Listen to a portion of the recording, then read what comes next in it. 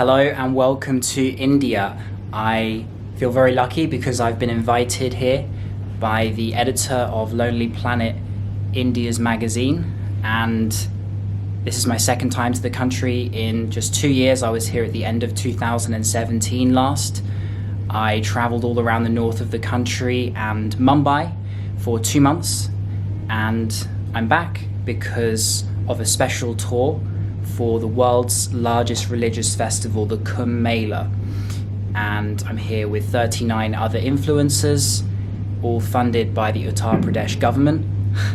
And so we are going to be doing a 6-day tour, and I'm going to be making some vlogs over the next few days to document my experience. I'm here now in Varanasi in my hotel room. Tomorrow we start the tour very early. I'm waking up at 4:45 a.m. to watch the morning rituals, and we'll be doing a full day in Varanasi, and then after tomorrow hopping on a bus and heading to Prayagraj or Allahabad, the city of the Kumbh. And across 1 month 120 million people are going to visit Sangam, which is the point where the two holiest rivers meet, and it's a very auspicious place in India, and it's going to be such an incredible experience. One of the days I'm going to be there, 30 million to 40 million people will be at the Kumbh. Let that sink in. That's kind of terrifying, kind of exciting. I don't really know what to think, but it's going to be an amazing experience for sure, and I can't wait to take you along with me. So before we dive into this Varanasi video, I want to mention that I've actually been in India for a week already. I went to Kolkata first before coming to Varanasi because I thought it would be a great place to make some videos before starting the tour. Seeing as I do have a 60-day visa for India, I didn't want to waste it. Kolkata didn't really go to plan. I filmed 2 videos there, a Kolkata sightseeing tour and also a food tour. But halfway through my food tour or street food rampage video, I had about 6 dishes down me. And I was heading to the next place in a taxi, in an Uber, and I actually left my camera in the back seat of the taxi. I grabbed my bag, I got out, and then I turned around about 2 seconds later because I remembered my camera and tripod was still in there. And as I turned around and leaned in for the door, the driver just zoomed off, and I tried calling his number, spoke to him on the phone twice. He told me that he couldn't understand English, fair enough, but I was just saying, camera, you know, come back, and he still didn't understand me. So I went into the hotel nearby me, a 5-star hotel on Park Street, famous street in Kolkata, and I got a receptionist staff who could speak Hindi or Bengali to call him back. And she spoke to him for 5 minutes, and he claimed he didn't have any knowledge of my camera, even though he would have been able to see it on the back seat from his rear view mirror because it was on a tripod. It's unmissable. So either he's got it or someone who came in the taxi after him took it. I went to the police station to file a complaint. They tracked down his reg number. They spoke to him on the phone again. The same taxi driver claimed he knew nothing about my camera. So lost my camera, lost all the Kolkata footage, went there for a week, left with no videos. But now I'm filming this on my brand new camera, the Canon M50. I'm going to have to get used to looking at the lens instead of myself on the screen, because on this camera, the screen is popping out on the side. And if I'm looking at it like I am now, then my eyes look off center. Whereas before on my G7X, I could kind of get away with it because the screen was just above the lens. So it didn't look like my eyes were too off when I could see myself talking. So that's one small thing I'm gonna have to get used to. But the Canon M50 has a lot of good features. I can start attaching mics to it. I can use interchangeable lenses. It has some 4K features. So lots of improvements and just a better camera overall. So it was the upgrade I needed anyway. So maybe losing my camera was a blessing. I need to get to bed now because I need to be up at 4:45 a.m. I'll see you tomorrow morning.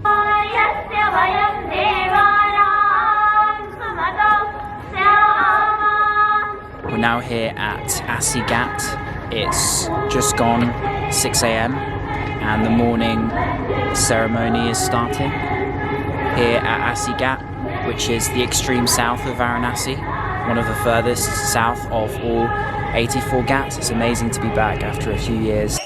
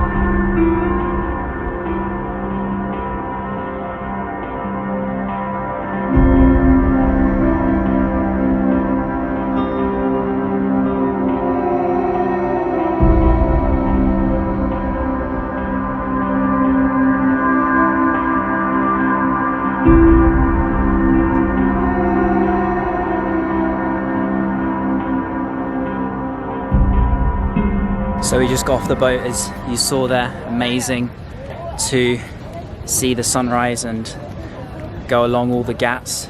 Some of the burning Ghats you could also see. There are 2 cremation Ghats in Varanasi. Gives you an idea just how incredible Varanasi is in the morning to watch the sunrise and to see all of the colours and people and morning activities. Such a spectacle as always, and really something you have to do if you come to India.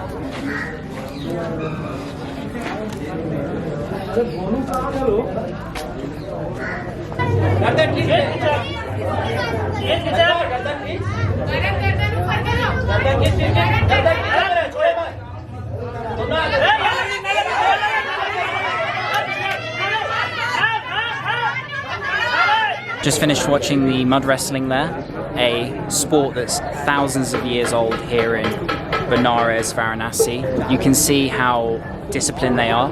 I was told by one of the guides that they live quite a strict life due to their sport that they take very seriously. Mud wrestling is an important fabric of Varanasi and has been for many years, so quite interesting to see. Just got some chai now from a street vendor who just made a whole new batch for our group, and we're heading over for some breakfast in just a moment once we've enjoyed this.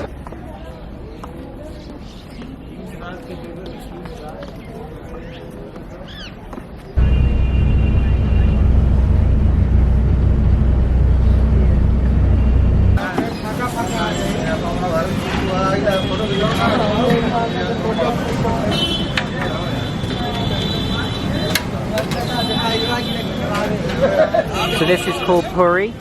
The dough is rolled and then deep fried here, and then you see you get this puffy looking outcome, popular for breakfast. Over here you can see the jalebi, which is the deep fried sweet. Trying some in just a moment.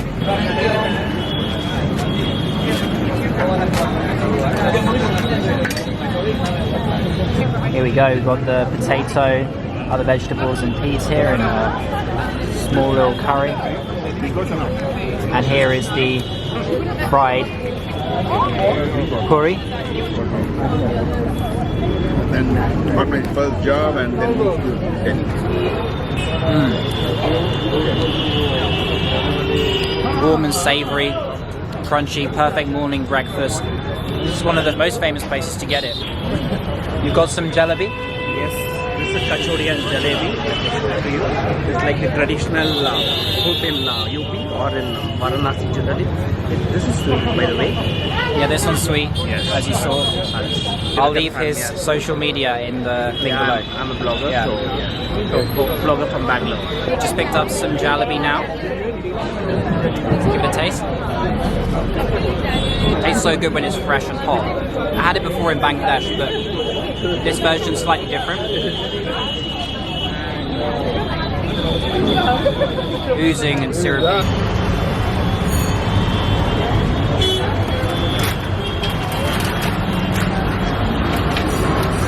So it's now a little while later, and we're here in the main weaving district of the city, and we're just going to have a look at an old weaving place. And Varanasi is very famous for that. And as you can see, the streets are a little chaotic when you come away from the Ghats and you actually enter the roads with the traffic, as I experienced on my last trip in Varanasi. And if you saw my last Varanasi video, you'll know all about that. It's absolutely bonkers at times, particularly during this time of year as it is the Kumbh.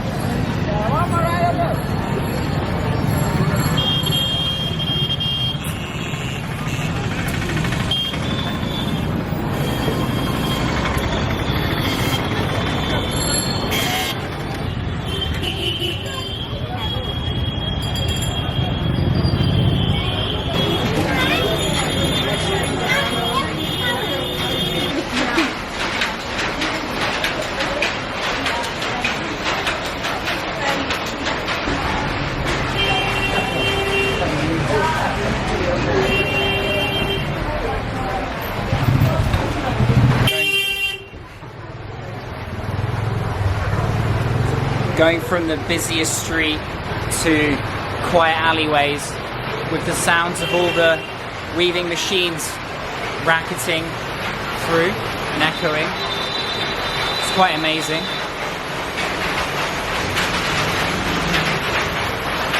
You can hear that?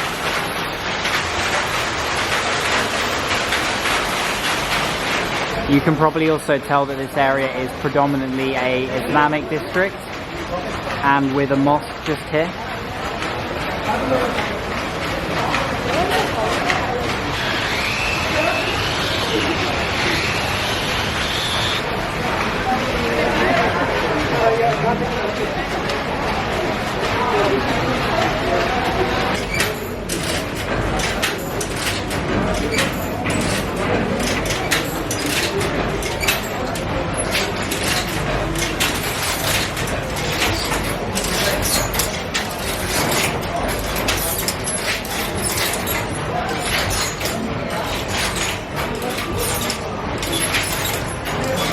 Amazing to see all of the weaving going on inside there. There seems to be a correlation with the Islamic community in this area and the whole weaving process. Lots of households and buildings where it's being operated in. You can see all the people around interested in our group here. A very spectacular part of Varanasi that I wouldn't have been able to explore on my own, or I probably could have done, but I wouldn't have known about it. So thanks to this tour, I've managed to find quite a local experience here. A lot of friendly looking people around.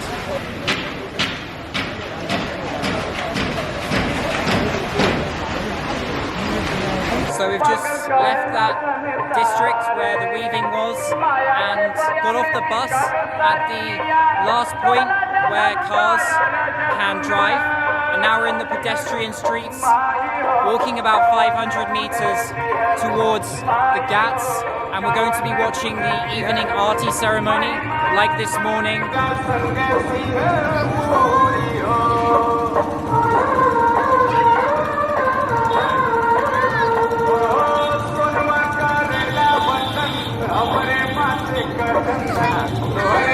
I also forgot to mention that we're now at Raj Ghat, which is one of the most furthest north Ghats in Varanasi, and we're going to be taking a boat to reach the main central Ghat for the Aarti. So it will be the busiest place in the evening.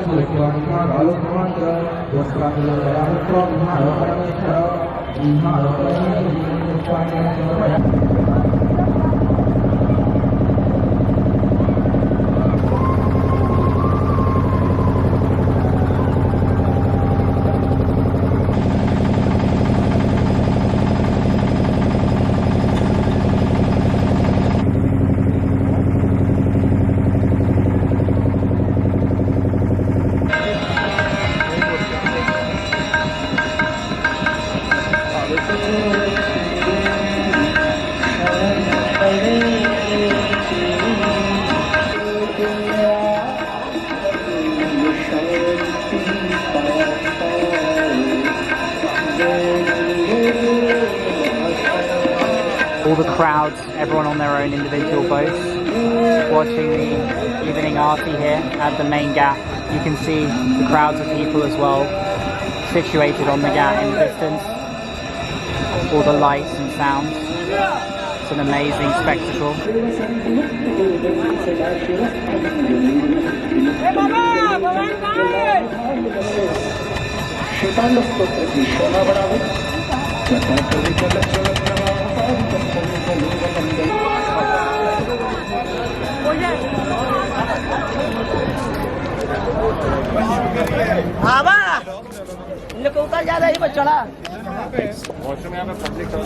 Back on the Ghats once more and heading to the famous little lassi place. Atmosphere is incredible here at night time.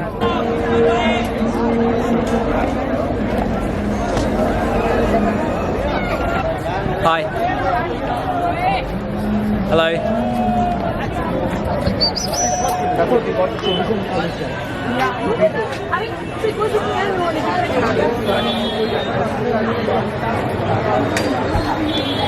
Check out the scene right here. It's just come alive at night time and rests a little bit during the day, during the sleepy, warmer hours. Alleyways with people funneling through. Look at that. Lift my camera up. It's almost like a festival. Trying to find my group. I think this is crowded. The Kamela is going to be 10 times this and more probably.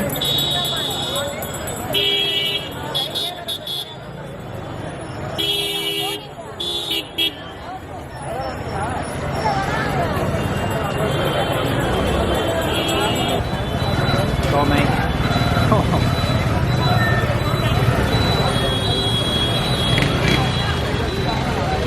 Check it out. Lassi at this famous place. This one is white. I think it's the regular flavour. Here we go. Let's give it a taste. It's really thick, like yogurt. Not like in other places in India where you can drink the lassi through a straw. Filled with sugar. Very creamy. Absolutely delicious, but different from the lassi I had in my last Varanasi video, which was in a shop with a blue interior, and there was an old guy selling it. You can check out the video. Hey, what's up? I'm now back here in my hotel, and I'm just wrapping up this video, which I think is probably quite long. Tomorrow I'm heading to Prayagraj, the city of the Kamela. We're taking the 4 or 5 hour bus journey, I believe it's going to take, depending on traffic, which is definitely going to increase the journey time. So it's going to be quite an experience when we arrive. We'll be staying in some luxury tents, all that coming. The world's largest religious festival in the next video. Do not miss it. See you then. Peace.